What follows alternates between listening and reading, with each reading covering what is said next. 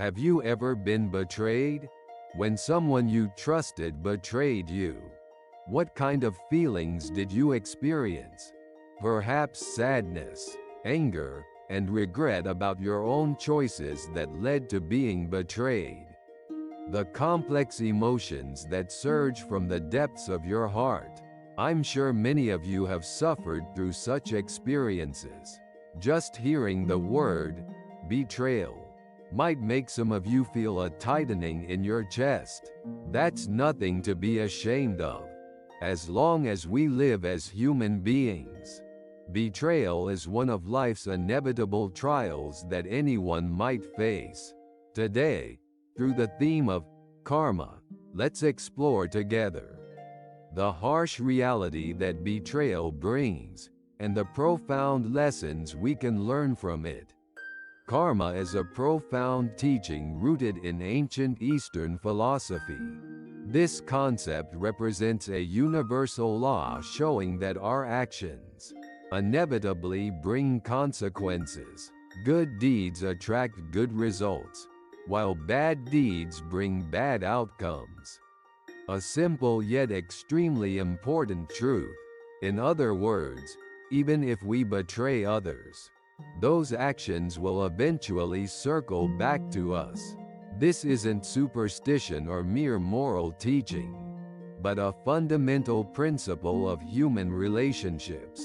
What's crucial in understanding this teaching is how those who have been betrayed can use that experience. Through painful experiences, we can learn the essence of human relationships and gain deeper insights. While betrayal certainly involves pain, it simultaneously offers us valuable opportunities for growth. By maintaining this perspective, we can rise from suffering and become stronger, wiser human beings. Now, to understand this teaching of karma, let me share a story with you. This is a tale rich in lessons, passed down from ancient India. Long, long ago, in a prosperous commercial city of ancient India, there lived a young man named Anil. Anil was extremely attractive in appearance, eloquent in speech, and well liked by those around him. His smile shone like the sun. His words were sweet as honey, and many people were drawn to him. Merchants wanted to do business with him. Young women sought his attention, and elderly people highly valued his potential. However, Anil had one serious flaw that he didn't want others to know about. He was the type of person who wouldn't hesitate to betray even his closest friends, if it served his own interests. For him, human relationships were merely tools to achieve his goals.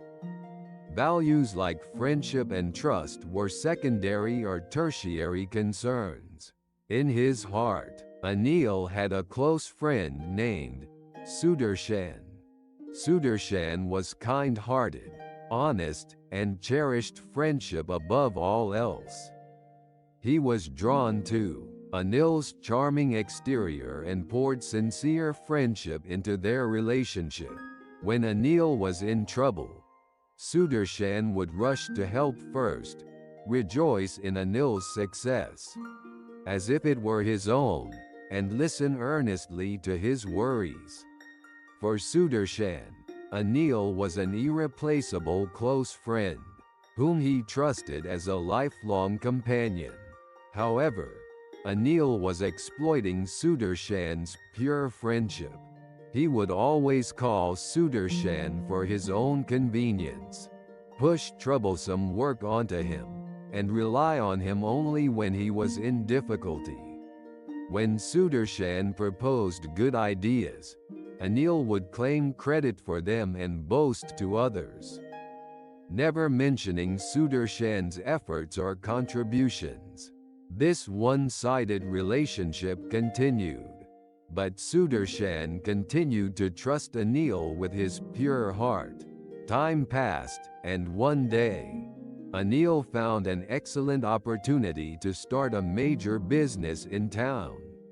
It was a venture related to silk trading that, if successful, could bring enormous profits.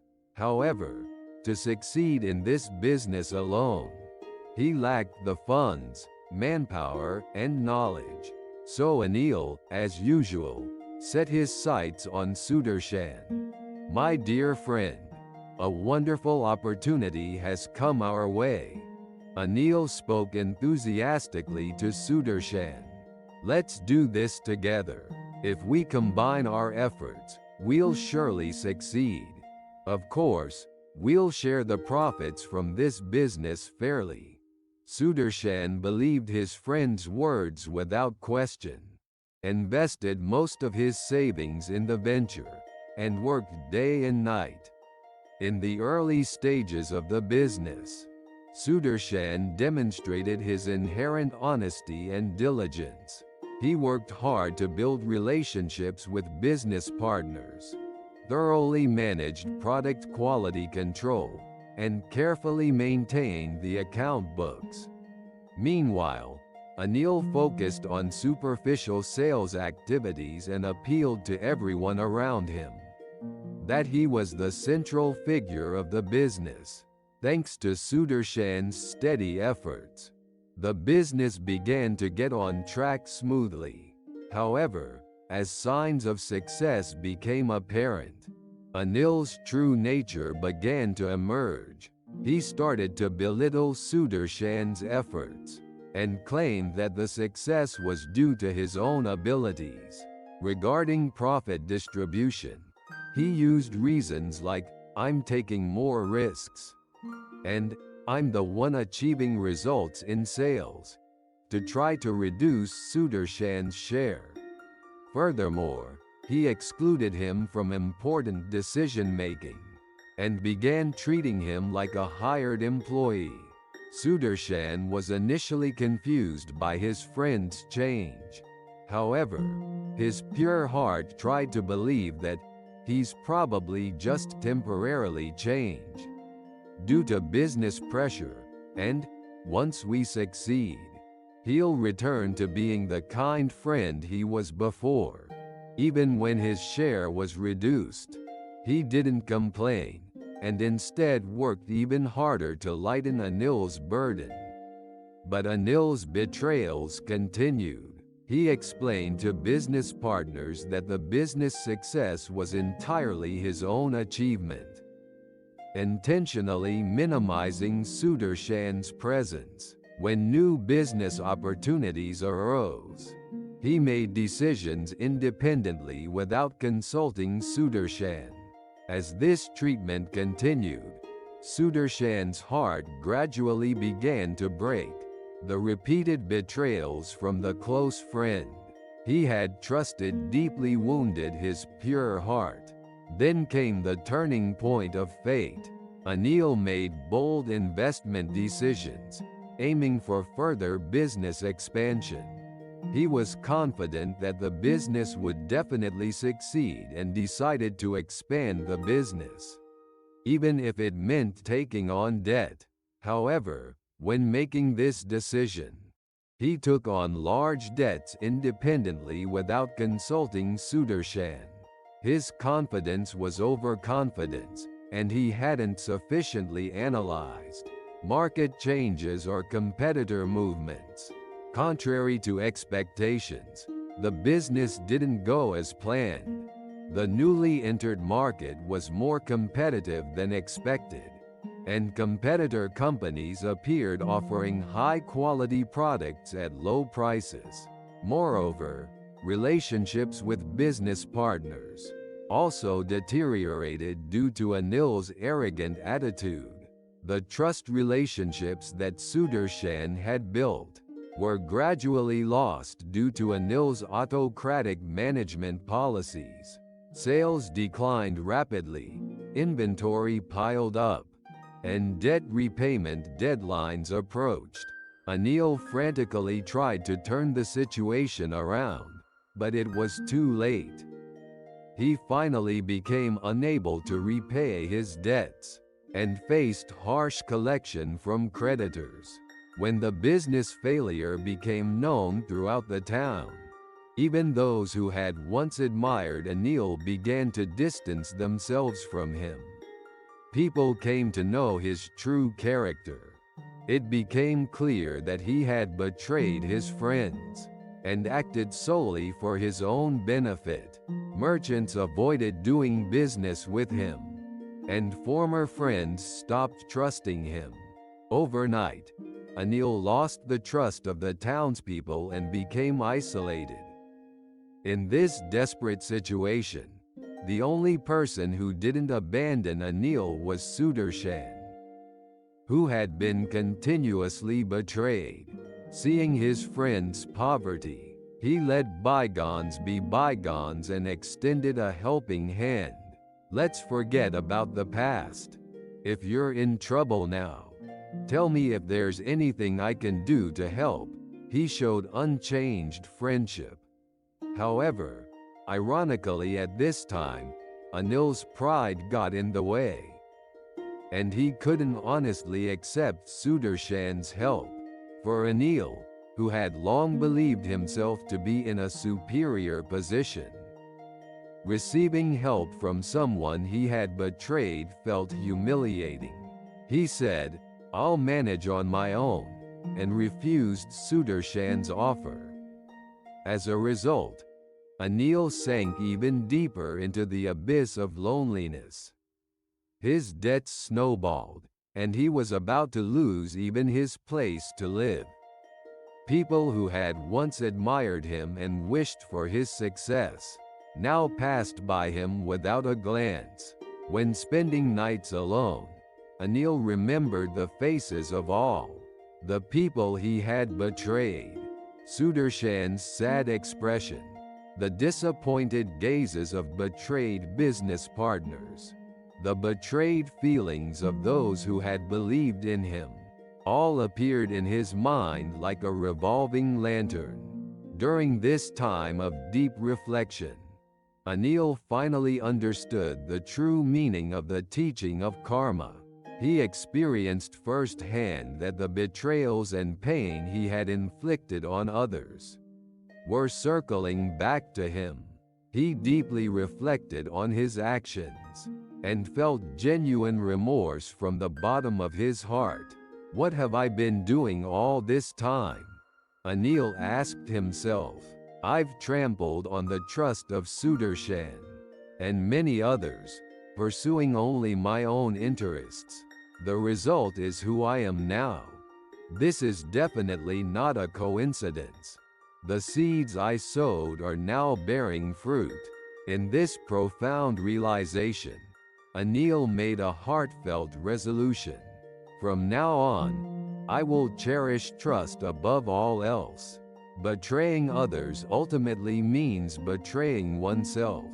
If I get another chance to recover, this time, I will be honest and build true trust relationships with those around me.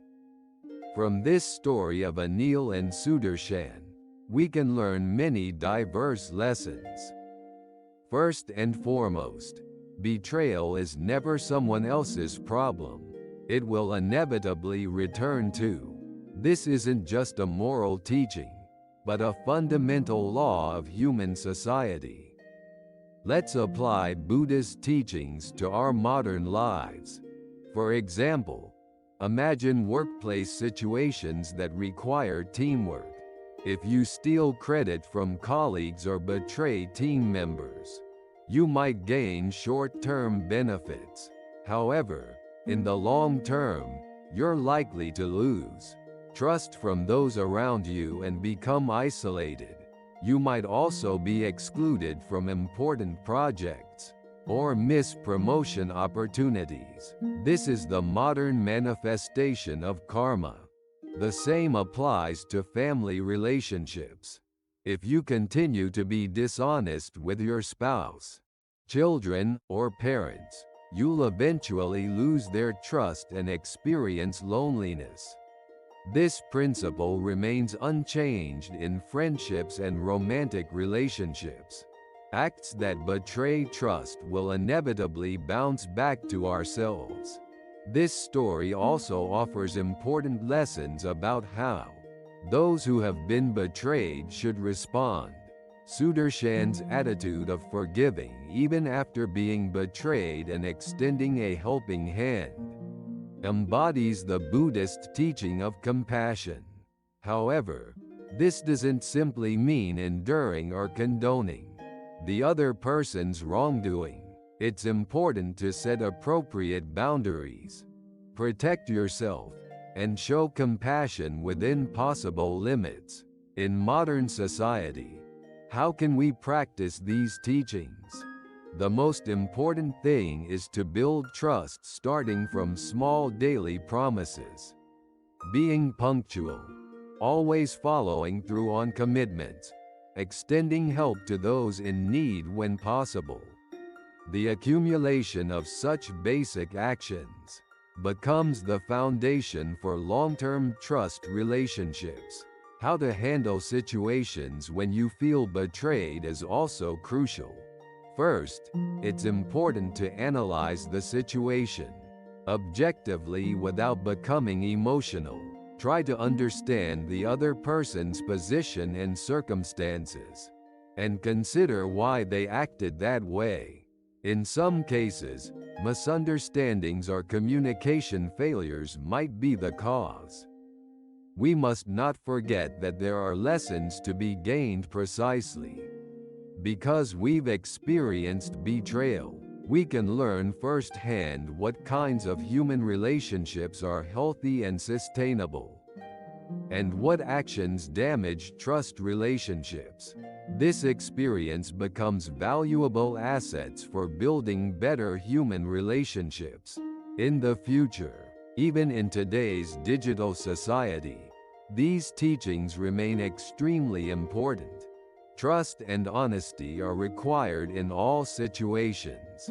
Social media posts, online communication, collaborative relationships in remote work. We must always be conscious that there are real people behind screens and maintain an attitude of respecting others. Furthermore, in our increasingly globalized world, the ability to build trust relationships across cultural and value differences is becoming more and more important. While understanding and respecting others' cultural backgrounds, we need to cherish the universal human values of honesty and trust. Finally, the teaching of karma also gives us hope. Even those who have made mistakes in the past can build new trust relationships by sincerely reflecting and changing their behavior. Like Anil, it's possible to achieve true growth through difficult experiences.